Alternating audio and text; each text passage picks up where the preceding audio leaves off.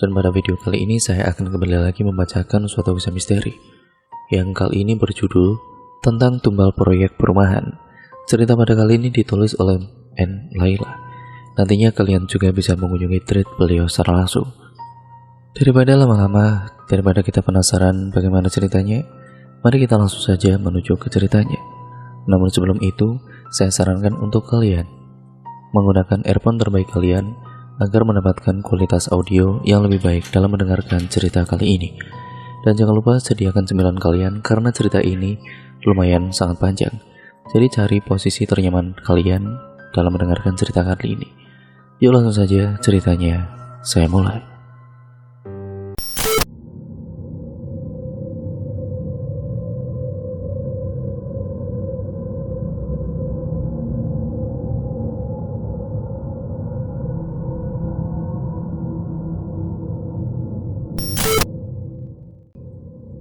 Hasan adalah salah satu anak dari pemilik perusahaan besar dalam bidang properti. Hasan anak bungsu dari 3 bersaudara. Ayahnya bernama Pak Anton. Beliau ini memiliki usaha properti sejak Hasan masih kecil. Oh ya, nama sudah disamarkan ya teman-teman untuk privasi dan kenyamanan serta keamanan bersama. Kala itu ayahnya sedang bekerja sama untuk mendapatkan tender dengan salah satu perusahaan besar. Pak Anton menginvestasikan sebagian uangnya kepada perusahaan besar itu sebagai modal. Setelah beberapa bulan, akhirnya Pak Anton lah yang memenangkan tender itu. Dia pun mendapatkan keuntungan dari perusahaan besar tersebut. Tender yang didapatkan Pak Anton ini adalah berupa tanah luas yang nantinya akan dibangun sebuah perumahan mewah, lokasinya berada di perkomplekan. Waktu itu Pak Anton sudah melaksanakan rapat dengan perusahaan yang bekerja sama dengan perusahaannya Pak Anton. Oke, pembangunan akan segera dilaksanakan minggu depan.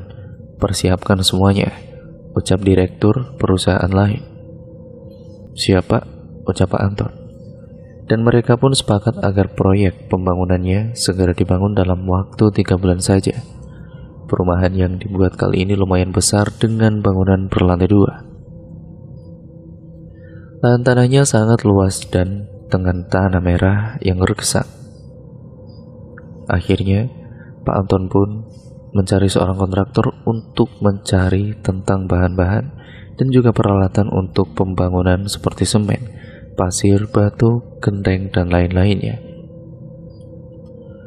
Kontraktor juga mengundang tukang dengan jumlah yang banyak, karena supaya pembangunannya segera selesai sesuai target. Kontraktor itu memperkerjakan sekitar 30 tukang untuk proyek pembangunan ini.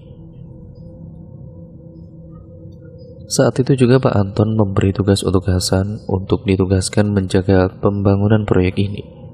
Memang Hasan bekerja sama bersama dengan ayahnya. Dia bekerja sebagai pengurus pembangunan milik ayahnya.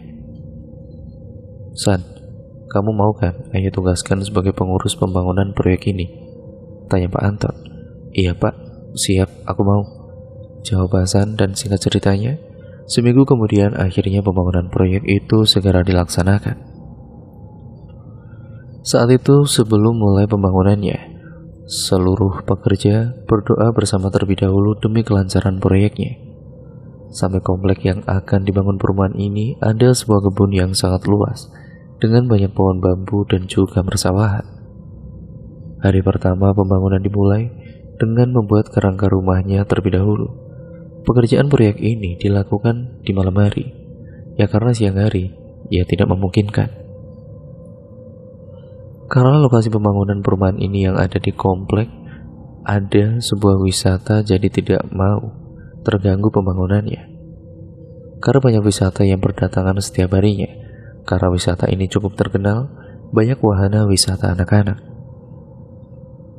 Dan yang menjadi daya tarik dari wisata ini adalah dengan kolam renang yang cukup luas. Para pekerja kontraktor, manajer bahkan Hasan ini bekerja dari pukul 8 malam sampai jam 3 pagi. Malam itu Hasan dan pekerja lainnya dihadapkan dengan masalah yang cukup membuang waktu, yaitu dalam pembangunannya. Di tanah yang luas dibangun perumahan itu, di tengah-tengahnya terdapat sebuah pohon beringin besar. Sepertinya usianya sudah sangat tua, dengan akar yang menjalar ke tanah. Akarnya pun tebal dan juga besar-besar. Duh, gimana ini Pak Aris? Ucap Hasan. Pak Aris ini adalah manajer proyek yang ikut dalam pembangunan proyek ini.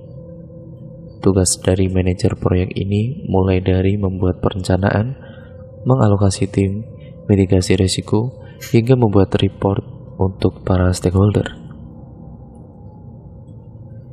Kita tebang saja pohon ini, kelihatannya juga sudah tua. Oke Pak, setuju, jawab Hasan. Hasan pun memerintahkan salah satu pekerja untuk memotong pohon beringin besar itu. Kebetulan kontraktor sudah menyiapkan pemotong pohon canggih. Tolong dong, sini, salah satu tukang untuk tebangin pohon ini, ucap Hasan. Pak Kunto pun memanggil salah satu pekerja untuk meminta bantuan. Sekitar pukul 10 malam, pohon beringin besar itu pun akhirnya segera ditebang atau dipotong. Pekerja itu pun sudah menghidupkan alat pemotongnya. Dengan perlahan pekerja ini mulai menempelkan mesin kepada pohon beringin tua itu. Namun anehnya pohon yang berusaha dipotong itu tidak tembus. Mesin pemotongnya seakan seperti tumpul. Tiba-tiba pekerja itu terlihat seperti lemas tidak berdaya dan berdiam diri di tempat tersebut. Loh, kamu kenapa? Tanya Pak Kunto kepada pekerja. Pekerja ini hanya diam, tidak menjawab sepatah kata apapun. Mesin pemotong pun langsung dimatikan dan pekerja itu disuruh untuk istirahat saja. Sudah, ini tolong bawa dulu ke sana, lemas banget kelihatannya, ucap Hasan. Akhirnya tanpa berputus asa, Kunto memerintahkan 2 tukang sekaligus untuk memotong pohon itu. Mesinnya mulai dihidupkan kembali, dan pada saat mulai memotong, sama seperti di awal, tidak tembus pada batang pohon tersebut. Kemudian kedua pekerja ini sama seperti pekerja yang pertama. Yang satunya lemas tidak berdaya dan yang satunya lagi pingsan. Tolong, itu diangkat dan mesinnya dimatikan terlebih dahulu, ucap Pak Hasan. Kedua pekerja itu pun dibawa ke tempat pekerja yang pertama untuk beristirahat. Tadi sudah makan belum? Kok pada lemes gitu sih? Tanya Hasan. Mereka hanya diam, tidak menjawab apapun, seakan mulutnya terkunci, susah untuk berbicara. Sedangkan pekerja yang pingsan itu pun mencoba disadarkan oleh Pak Kunto dengan mengolesi minyak kayu putih pada hidungnya.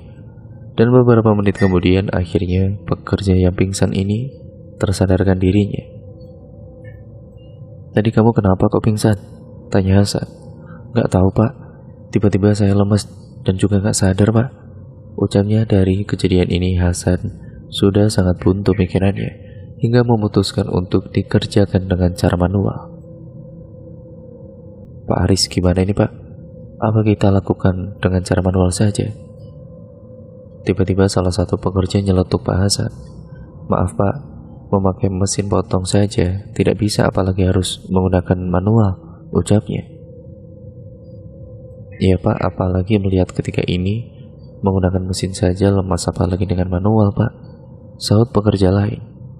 Hasan menghela nafas panjang seakan pikirannya sudah buntu dan tidak ada ide lain. Terus gimana ini Pak Aris? Tanya Hasan. Coba saya hubungi direktur dulu, jawabnya. Akhirnya Pak Aris menghubungi direktur untuk memberitahu kejadian malam ini. Halo Pak Rahman, di sini ada kendala nih Pak, soal pohon besar yang menghalangi pembangunan proyek ini, ucap Pak Aris. Masalah pohon biar saja yang di atas itu besok, ya kalian kerjakan saja yang lain, ucap Pak Rahman. Mendengar perkataan dari Pak Rahman, akhirnya pekerja lain melanjutkan kembali pekerjaannya. Sedangkan ketiga pekerja yang masih lemas dibiarkan untuk istirahat terlebih dahulu. Sudah, kalian semua kembali ke pekerjaan kalian masing-masing. Masalah pohon kita atasi besok, ucap Pak Aris. Malam itu juga Pak Rahman menghubungi salah satu orang pintar yang sepertinya sudah dikontak oleh Pak Rahman, karena dia sudah biasa membantu Pak Rahman tentang hal-hal seperti itu. Halo Mbah, saya butuh bantuan. Ada kendala di pohon besar pembangunan proyek, ucap Pak Rahman. Baik, besok saya akan ke sana, jawab Mbah Jarot. Singkat ceritanya, malam kedua Pak Rahman mendatangkan seorang dukun yang bernama Mbah Jarot. Mbah Jarot datang sendirian, entah dia naik apa dari rumahnya. Yang jelas dia tiba-tiba saja datang. Sebelumnya Pak Rahman sudah memberitahu kepada Hasan bahwa malam ini akan kedatangan dukun bernama Mbah Jarot. Hasan menghampiri ke arah Mbah Jarot yang sedang berjalan. "Mbah Jarot ya?" tanya Hasan. Mbah Jarot hanya mengangguk menjawab pertanyaan dari Hasan. "Mari Mbah, saya tunjukkan tempatnya," ucap Hasan. "Halnya panas sekali di sini," ucap Mbah Jarot. Mbah Jarot pertama kali menginjakkan kakinya menuju ke dalam komplek itu terasa sangat panas. Padahal Hasan tidak merasakan panas sama sekali, malah dia merasakan dingin. Waktu itu sekitar pukul 9 malam.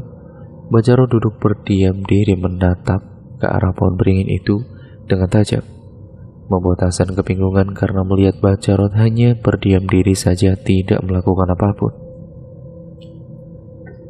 "Mbah, maaf Mbah, gimana Mbah? Ada apa di pohon beringin besar itu?" tanya Hasan penasaran. Namun Mbah Jarot tidak menjawab pertanyaan dari Hasan. Dia tetap fokus menatap ke arah pohon beringin tersebut. Beberapa saat Mbah Jarot terbangun dan menghampiri ke arah pohon beringin besar. Dalam waktu yang bersamaan, Hasan mendengar ada suara erangan dari salah satu pekerjanya. "Wah!" Kemudian Mbah Jarot pun melambaikan tangannya ke arah Hasan. Hasan pun menghampiri ke arah Mbah Jarot yang berada tepat di depan pohon beringin tersebut. "Ada apa Mbah? Ada yang bisa saya bantu?" "Bawa pekerja itu ke sini," ucap Mbah Jarot. Hasan pun menghampiri ke arah pekerja yang sedang kesurupan. "Cepat bawa dia ke arah pohon itu," diperintah oleh Mbah Jarot, ucap Hasan. Pekerja lain mencoba menyeret tubuhnya dengan kekuatan penuh menuju ke pohon beringin besar itu. "Ini Mbah orangnya," ucap Hasan. "Dudukkan di bawah," pinta Mbah Jarot. Dia pun didudukkan di tanah di bawah pohon beringin. Dan seluruh pekerja, bahkan Hasan pun disuruh untuk menjauh dari situ. Mbah Jarot memegang kepalanya, dari pekerja itu, dengan merapalkan mantra-mantranya. "Mau kamu apa?" tanya Mbah Jarot.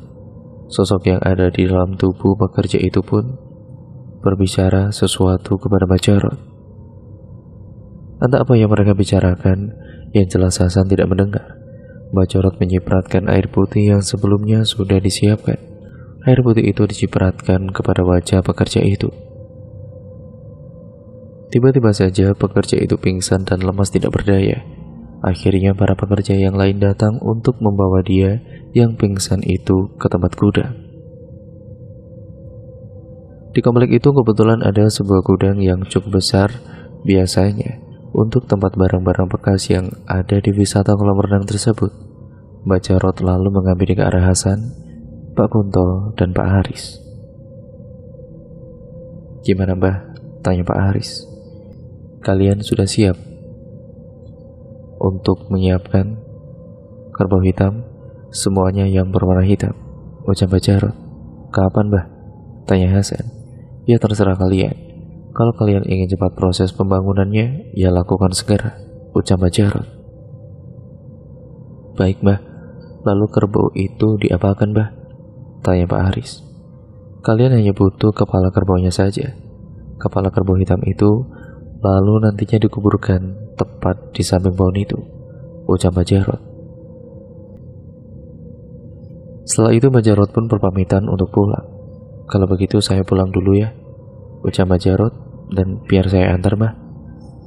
Mbah Jarot pun mau untuk diantar oleh Hasan untuk pulang.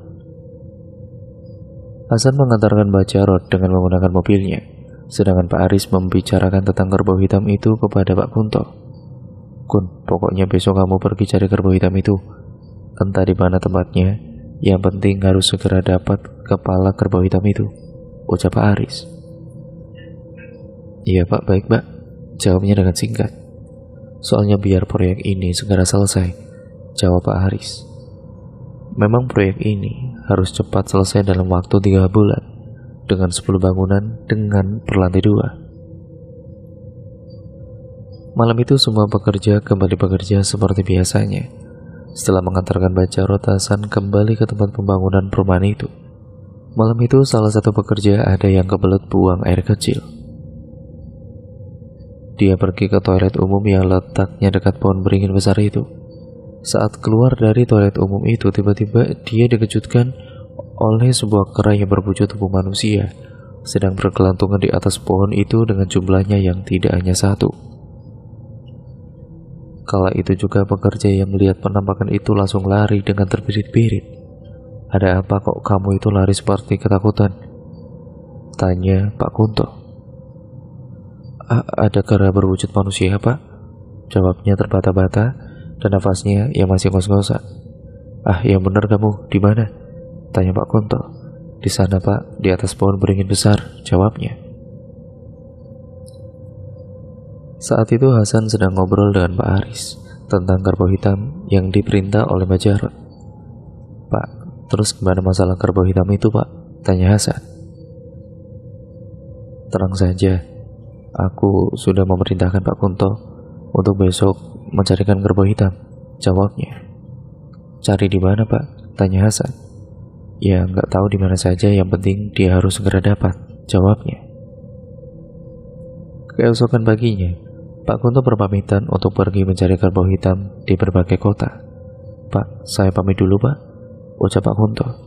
"Iya, hati-hati ya, semoga cepat dapat," jawab Pak Aris. Pak Kunto pun mencari sendiri dengan menggunakan mobil ke kota lain. Pak Kunto sudah menelusuri ke beberapa tempat penjualan kerbau, namun dia belum juga menemukan kerbau hitam yang dicarinya. Waktu sudah sore, akhirnya Pak Kunto memutuskan untuk pulang karena malam juga. Waktu sudah sore, akhirnya Pak Kunto memutuskan untuk pulang karena nanti malam juga akan kembali bekerja. "Gimana, Kun? Dapat kerbau hitamnya?" tanya Pak Aris. "Belum, Pak. Kerbau warna hitam benar-benar langka, Pak," jawab Pak Kunto. "Pokoknya saya nggak mau tahu. Besok kamu harus cari lagi ke daerah lain cari kerbau hitam," ucap Pak Aris. "Iya baik, Pak. Saya besok akan pergi cari lagi," ucap Pak Kunto. Malam harinya seperti biasanya, semua bekerja dengan pekerjaan masing-masing. Namun ada suatu kejadian yang menimpa salah satu pekerja. Dia tertimpa balok kayu dari atas bangunan lantai 2. Balok kayu itu menimpa pada kaki pekerja itu sampai berdarah. "Pak, tolong, Pak. Ada salah satu pekerja yang kecelakaan, Pak." "Ya sudah, kita bawa ke rumah sakit sekarang," ucap Pak Kunto. Sebelumnya Pak Kunto sudah memberitahu kepada Pak Aris atas kejadian ini. Pak Aris pun menyuruh untuk segera dibawa ke rumah sakit. Kala itu waktu menunjukkan sekitar pukul 9 malam. Pekerja yang kecelakaan itu dibawa Pak Kunto dan Hasan menuju ke rumah sakit. "Tahan ya Mas, bentar lagi sampai rumah sakit," ucap Hasan. Pekerja itu terus merintih kesakitan dan darah yang keluar juga banyak. Sesamanya di rumah sakit, pekerja itu langsung diperiksa. Dokter memperban kakinya pekerja itu dan memberi obat nyeri. Kata dokter tidak terlalu parah, dan dalam 3 hari pekerja ini sudah bisa bekerja kembali. Akhirnya pekerja ini diberikan waktu untuk istirahat supaya sembuh terlebih dahulu. Sehingga ceritanya, keesokan harinya Pak Kunto pergi kembali ke kota lain untuk mencari kerbau hitam. Setelah ditelusuri ke sana kemari, akhirnya Pak Kunto mendapatkan kerbau hitam yang sesuai. "Ya sudah, Pak, saya ambil kerbau hitam yang ini ya. Tolong disembelih sekalian, Pak," ucap Pak Kunto. Pak Kunto pun membayar harga kerbau itu kepada penjualnya. Setelah kerbau itu disembelih, Pak Kunto hanya membawa kepala kerbau hitamnya saja. "Pak, nanti tolong ya Pak, dagingnya dibagikan saja ke warga sekitaran sini. Saya cuma butuh kepalanya saja," ucap Pak Kunto. Penjual kerbau hitam ini terlihat kebingungan, namun Pak Kunto langsung meninggalkan tempat itu. Kepala kerbau hitam itu dibawa oleh Pak Kunto di dalam mobilnya. Sesampainya di komplek, Pak Kunto memberitahu kepada Pak Aris, "Pak, Saya sudah dapat kepala kerbau hitamnya, Pak. Ucap Pak Kunto. Bagus, di mana? Ada di dalam mobil, Pak. Belum saya ambil, jawab Pak Kunto. Kalau begitu, kamu langsung kuburkan saja kepala kerbau itu di samping pohon beringin besar, ujar Pak Aris. Iya baik, Pak. Nanti saya suruh tukang untuk menggali tanahnya, ucap Pak Kunto. Akhirnya Pak Kunto memanggil 2 pekerja untuk membantunya menggali tanah di samping pohon beringin. Saya minta tolong kamu sama kamu ya. Ikut saya sekarang, ucap Pak Kunto menunjuk ke arah 2 pekerjanya. 2 pekerja pun ikut mengekor dari belakang. Sesamanya di pohon beringin besar itu, Pak Kunto menginstruksikan kepada keduanya. Ini tolong kalian gali tanahnya di sebelah sini ya, ujar Pak Kunto. Keduanya mulai menggali tanah itu dengan menggunakan cangkul, sedangkan Pak Kunto menunggu dan juga meneduh di bawah pohon beringin. Waktu penguburan itu dilakukan malam hari sekitar pukul 9 malam. Setelah selesai menggali, Pak Kunto pergi ke mobilnya untuk mengambil kepala kerbau hitamnya. Kepala kerbau hitam itu sudah dimasukkan ke dalam plastik transparan terlebih dahulu. Ini tolong dikuburkan ya, ucap Pak Kunto. Iya baik, Pak, jawab keduanya. Setelah selesai penguburan kepala kerbau hitam itu, Pak Kunto memberitahu kepada Pak Aris. Pak, sudah selesai Pak penguburan kepala kerbaunya. Bagus, kalau begitu sekarang kita tebang pohon itu, jawab Pak Aris. Sekitar pukul 12 malam, salah satu pekerja ditugaskan untuk menebang pohon beringin itu dengan menggunakan mesin pemotong. Saat itu juga Hasan, Pak Aris, Pak Kunto, dan beberapa pekerja yang lain ikut menyaksikan penebangan pohon beringin itu. Dengan membacakan bismillah terlebih dahulu sebelum menebang pohon beringin besar itu, dan semua berdoa terlebih dahulu, bismillah, dan akhirnya pohon beringin itu dengan mudah dan tanpa kendala bisa tertebang.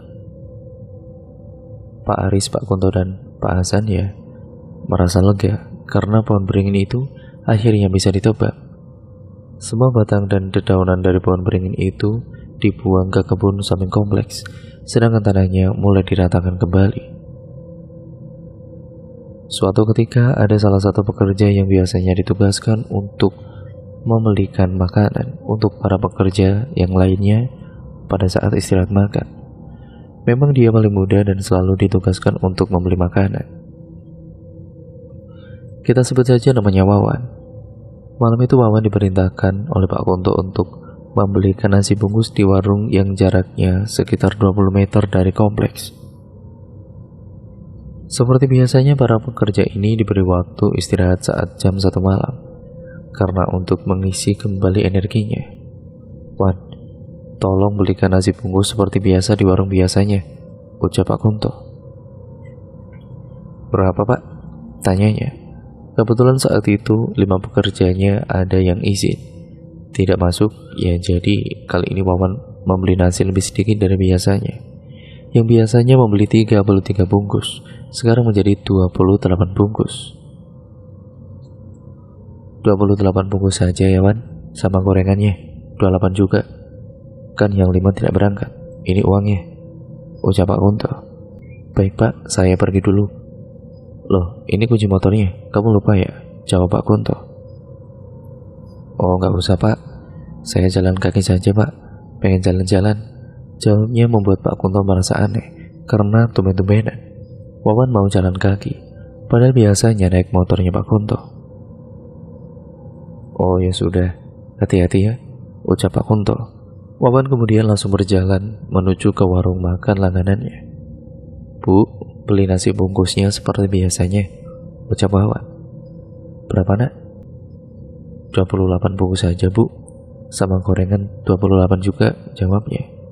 Wawan duduk menunggu ibu penjualnya membuatkan 28 bungkus nasi. Dia sambil bermain ponselnya. Singkat ceritanya sudah sekitar pukul 1:15. Wawan belum juga kembali padahal para pekerja sudah menunggu kedatangan Wawan. Pak Kunto pun menanyakan kepada para pekerja yang sudah duduk beristirahat. Wawan belum datang, tanya Pak Kunto. Belum Pak. Duh, kemana dia?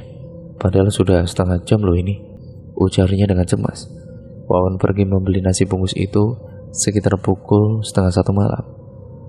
Namun sampai sekarang, sudah jam 1 lebih, dia belum datang juga. Saat itu Pak Kunto masih berpikir mungkin warungnya ramai dan Wawan juga berjalan kaki, jadi dia lama datangnya. Tiba-tiba Hasan datang menghampiri ke arah Pak Kunto. "Kenapa Pak? Kok cemas gitu?" tanya Hasan. "Ini loh Pak, udah jam segini tapi Wawan belum kembali juga. Padahal sudah setengah jam lebih loh," ucap Pak Kunto. "Sabar Pak, kita tunggu saja sebentar lagi," ucap Pak Hasan. Akhirnya mereka menunggu untuk beberapa saat. Namun sudah jam 2 malam, Wawan tidak kembali juga, padahal para pekerja sudah kelaparan. Pak Aris yang mengetahui hal itu pun menelepon Wawan, HP-nya berdering tapi tidak diangkat. Hasan pun juga menelepon ke nomornya si Wawan ini, tapi sama sekali tidak diangkat.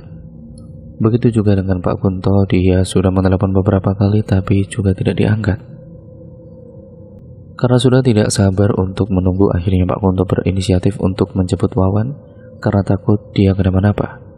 "Kalau begitu saya jemput saja ya Pak Wawannya," ucap Pak Kunto. "Iya Pak," jawab Hasan.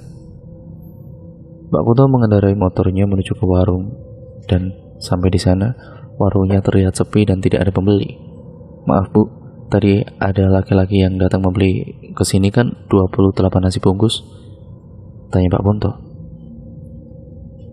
"Iya Pak, tadi sudah saya buatkan kok, memangnya kenapa ya?" "Dia sudah pulang Bu, memangnya?"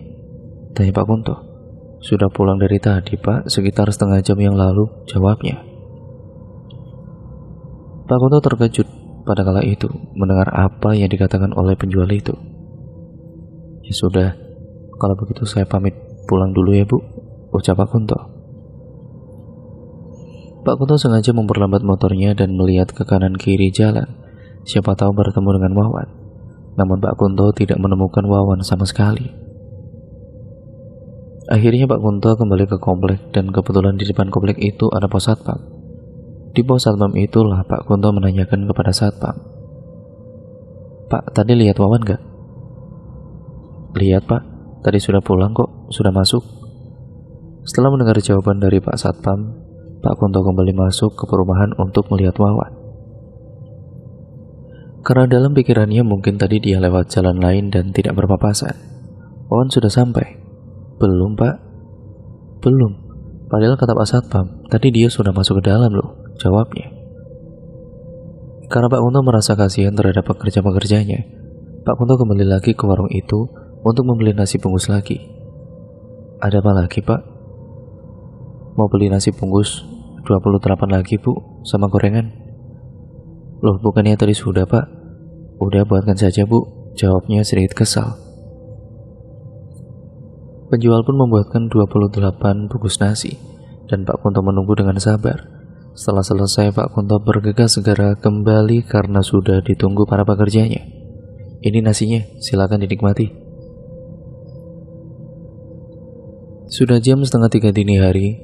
Semua pekerja menyantap semua nasinya dengan lahap karena sudah kelaparan. Namun Wawan belum juga datang. "Keluyuran kemana sih Wawan, jam segini belum pulang juga?" ucap Pak Kunto dalam hati. Singkat ceritanya, jam pulang kerja tiba. Semua para pekerja juga sudah bersiap-siap untuk pulang. Sekitar pukul 4 pagi sebelum pulang, Pak Aris menanyakan kepada para pekerjanya sebelum pulang tentang keberadaan Wawan. "Wawan belum datang juga," ucap Pak Aris. "Belum Pak," jawab para pekerja serempak. "Kalau begitu di antara kalian ada yang punya nomor orang tuanya Wawan enggak?" tanya Pak Aris. Saat itu ada salah satu temannya Wawan yang sedesa dengan Wawan dan bekerja di proyek ini. Kebetulan dia ini tetanggaan dengan Wawan, jadi dia punya nomor HP orang tua Wawan. Dia pun memberikan nomor HP ibunya, yaitu ibunya si Wawan, kepada Pak Aris. Saat subuh, Pak Aris, Pak Kunto, dan Hasan belum pulang dari tempat itu, sedangkan pekerja proyek lain semuanya sudah pulang. Sehabis subuh, Pak Aris mencoba menghubungi ke nomor ponsel ibunya Wawan yang ada di kampung. "Halo Bu, saya dari atasannya, anak ibu bekerja, ucap Pak Aris. Iya Pak, ada apa ya Pak? Tanya ibunya. Apakah Wawan pulang kampung Bu? Tidak Pak, Wawan tidak pulang ke sini. Memang kebanyakan para pekerja proyek yang merasa tidak betah, biasanya mereka akan kabur dan pulang kampung. Makanya Pak Aris menanyakan hal seperti itu kepada ibunya.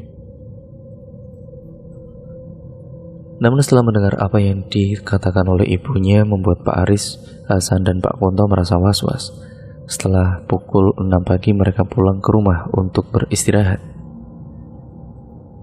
Singkat ceritanya malam harinya mereka kembali ke proyek pembangunan. Saat itu juga Wawan belum kembali. Sekitar pukul 1 malam, kali ini Pak Kunto sendiri yang membeli nasi bungkus karena takut kejadian serupa seperti Wawan terjadi pada pekerja lain. Sudah 24 jam Wawan belum juga ditemukan. Karena jika orang hilang selama 24 jam lebih, biasanya bisa lapor ke kepolisian. Setelah selesai membeli nasi bungkus, Pak Kunto membicarakan kembali tentang Wawan kepada Pak Aris dan juga Hasan. Gimana ini Pak? Sudah 24 jam Wawan belum ketemu juga. Apa kita lapor polisi saja? Tanya Pak Kunto. Tunggu, saya akan hubungin direktur dulu untuk masalah ini, ucap Pak Aris. Keesokan harinya setelah semua pekerja proyek sudah pulang, mereka bertiga yaitu Pak Aris, Pak Kunto, dan Hasan belum pulang. Pak Aris menghubungi direktur tentang kehilangan Wawan. Halo Pak Rahman, ucap Pak Aris. Iya ada apa Pak, kenapa? Jawab Pak Rahman.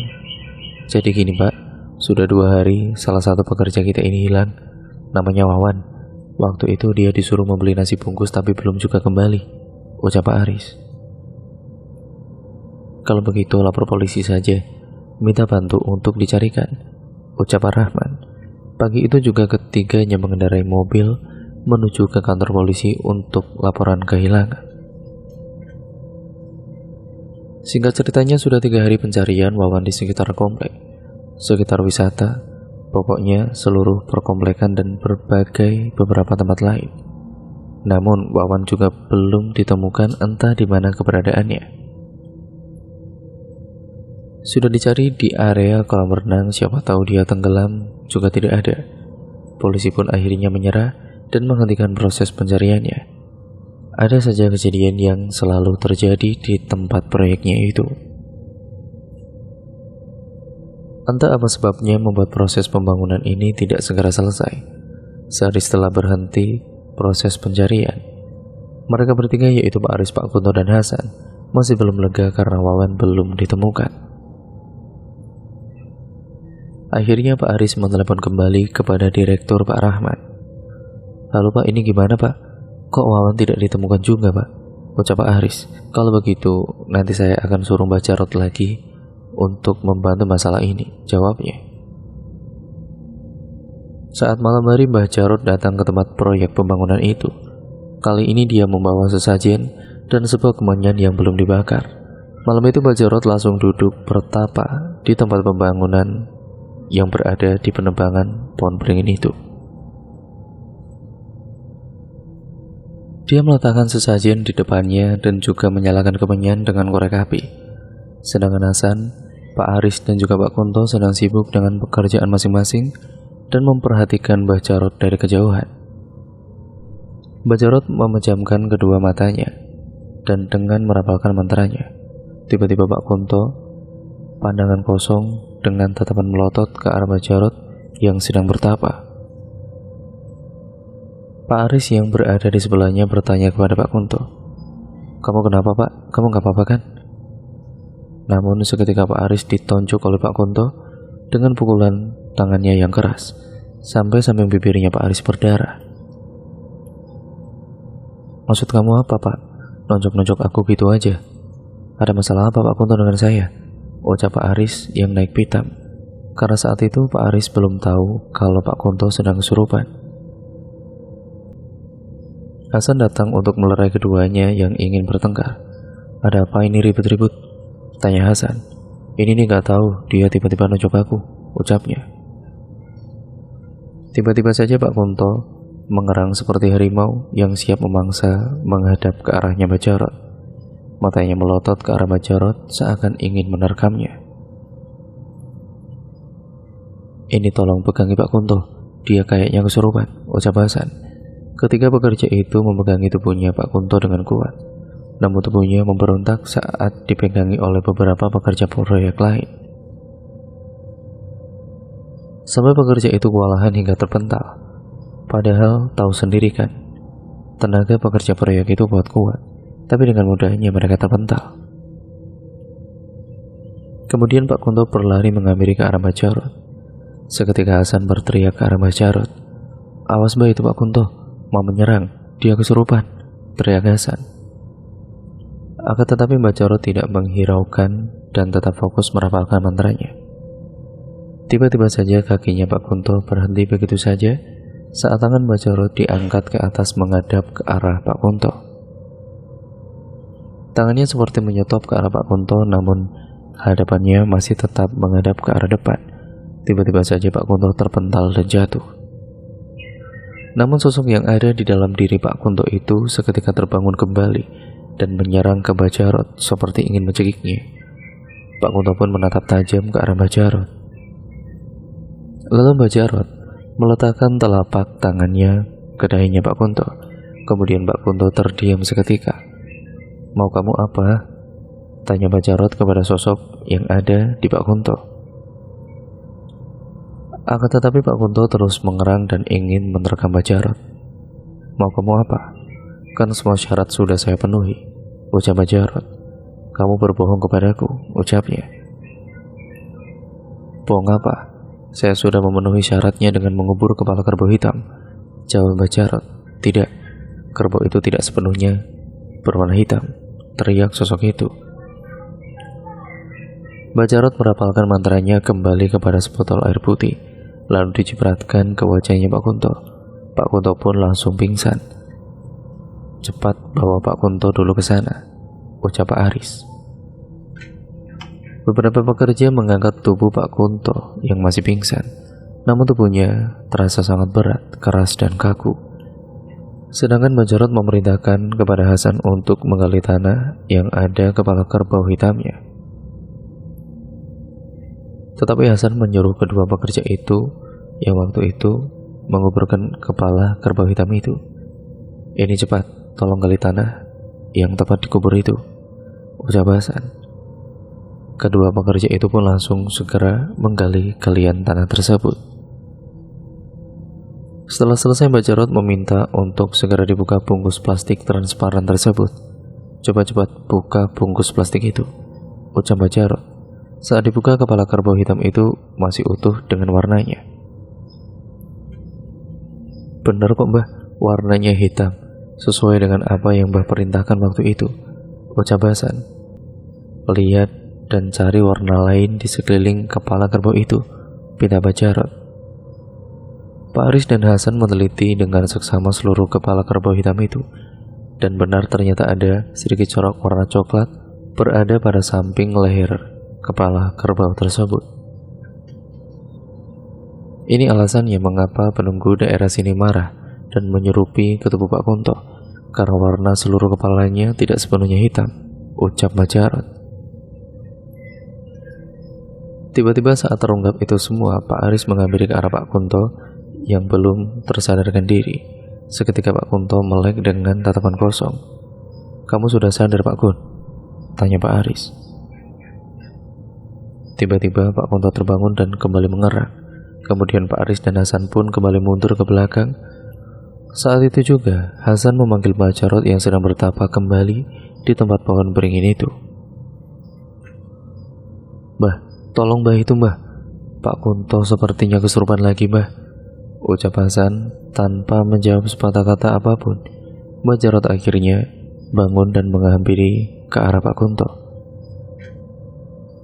Sama seperti tadi, Pak Kunto menatap tajam ke arah Mbak Jarot, dan juga Mbak Jarot sedang melangkahkan kakinya menuju ke arah Pak Kunto. Saat itu, Pak Aris menelepon direktur untuk datang ke pembangunan proyek ini. "Halo Pak Rahman, bisa datang ke sini sekarang nggak Pak?" ucap Pak Aris. "Ada apa memangnya?" "Ini Pak, kontraktor kita kesurupan Pak. Oh iya, bisa, saya kesana sekarang, jawabnya. Padahal waktu sudah menunjukkan pukul 12 malam, tetapi Pak Rahman menyanggupi untuk datang. Beberapa saat kemudian Pak Rahman datang bersama dengan asistennya dan memarkirkan mobilnya di depan halaman. Mbak Jarot kemudian menanyakan kepada sosok yang ada di dalam tubuhnya Pak Kunto.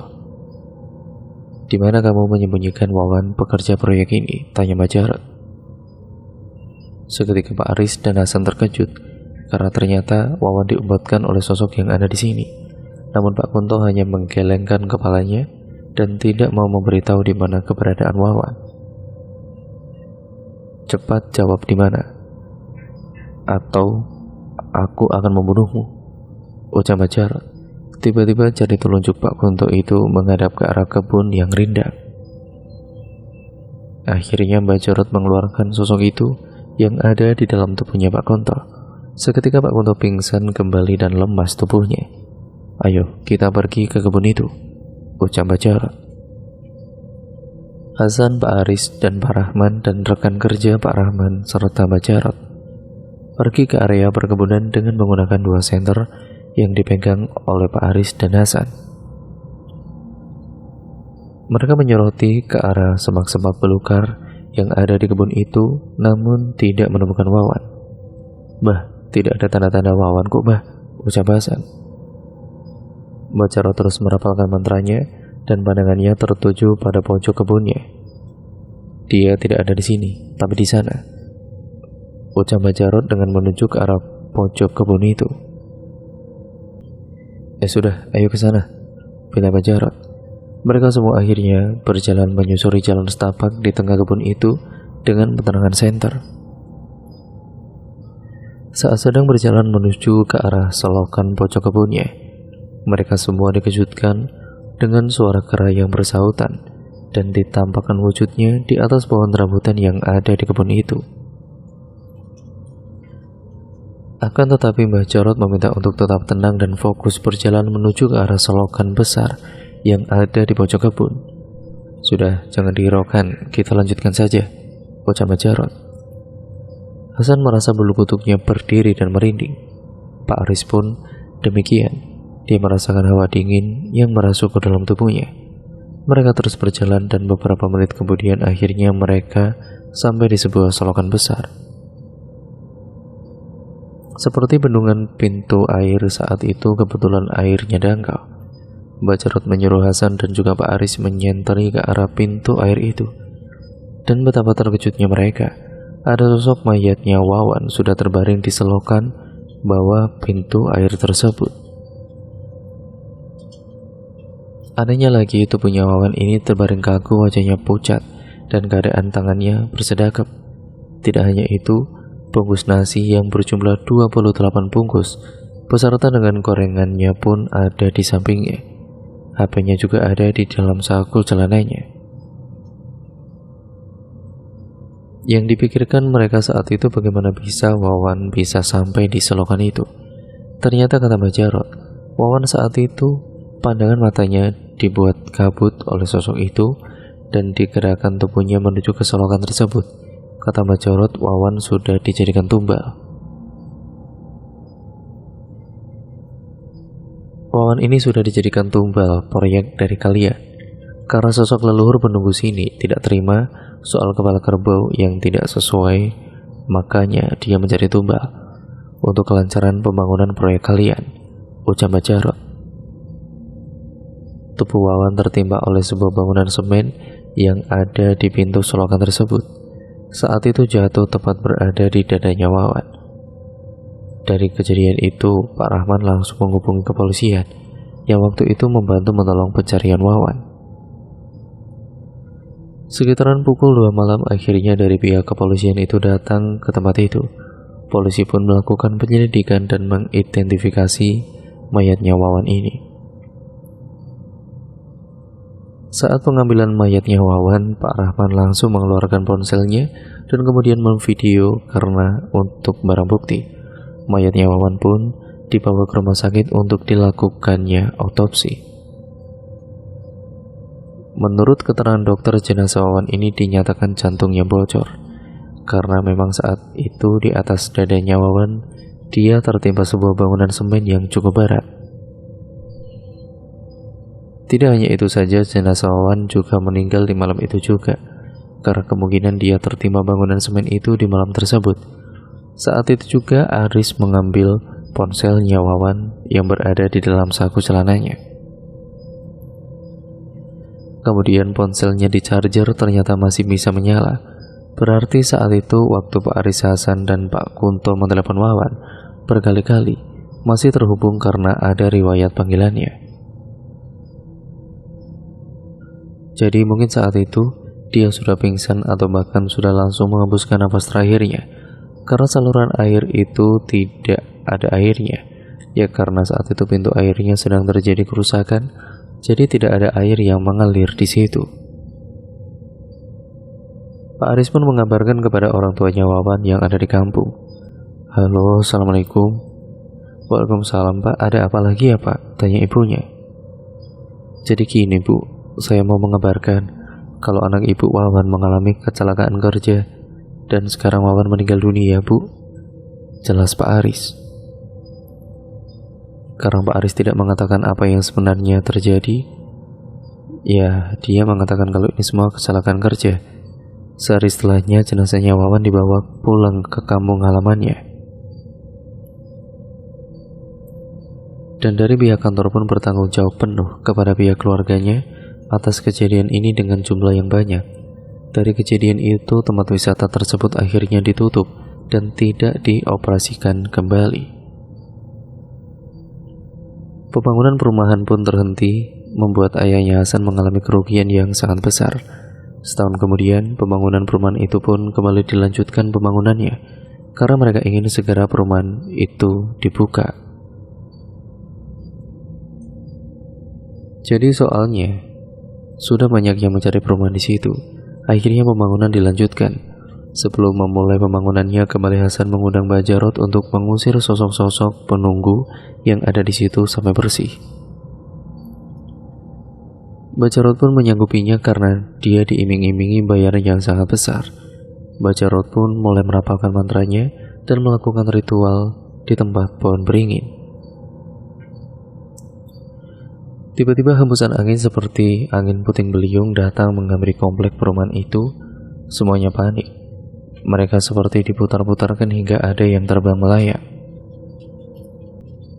Namun Mbah Jarot tetap fokus merapalkan mantranya dan tiba-tiba brak, terdengar suara kayu yang jatuh dari lantai 2 pembangunan perumahan itu.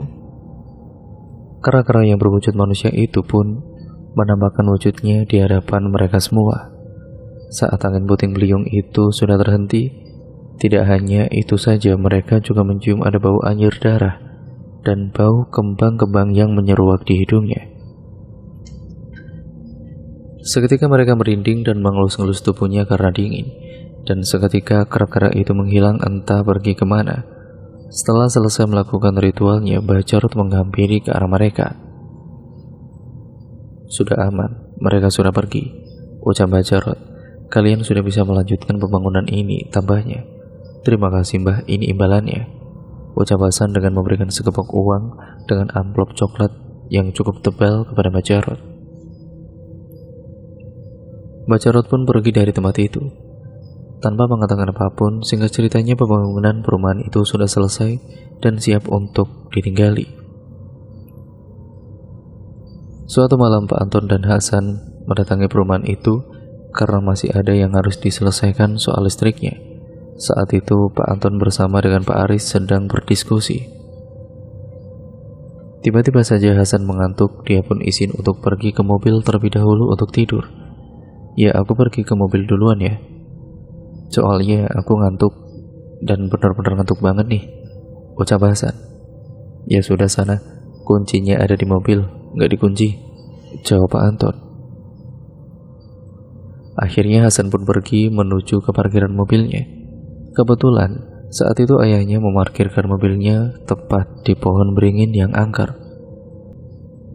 Namun Hasan tidak memikirkan hal itu karena kan kemarin-kemarin sudah diusir oleh Mbah Jarot. Hasan tertidur terlentang di kursi samping supir yang kursinya dibuat berbaring. Dia menutup kedua matanya dengan lengan tangannya tepat berada di kedua matanya. Baru beberapa saat dia berbaring, tiba-tiba ada yang membuka pintu mobilnya dan menutup kembali. Brak! Terdengar suara mesin mobil yang dihidupkan.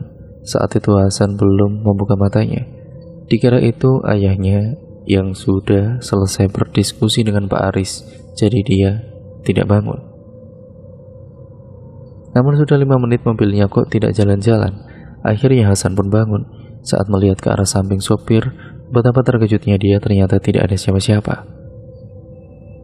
Padahal juga dia tidak mendengar ada yang keluar dari mobilnya. Karena kalau ada orang yang keluar dari mobilnya pasti menutup pintu kembali, tapi ini tidak. Tiba-tiba dia melihat ayahnya sedang berjalan dari arah samping dan mencari kuncinya, lalu menghampiri ke arah Hasan. "Kamu lihat kunci mobilnya ayah nggak, San?" tanya Pak Anton. "Kan bukannya tadi kuncinya di mobil ini ya?" "Oh iya, lupa," ucapnya. "Malah aku kira tadi ayah masuk ke sini yang menghidupkan mesin mobil."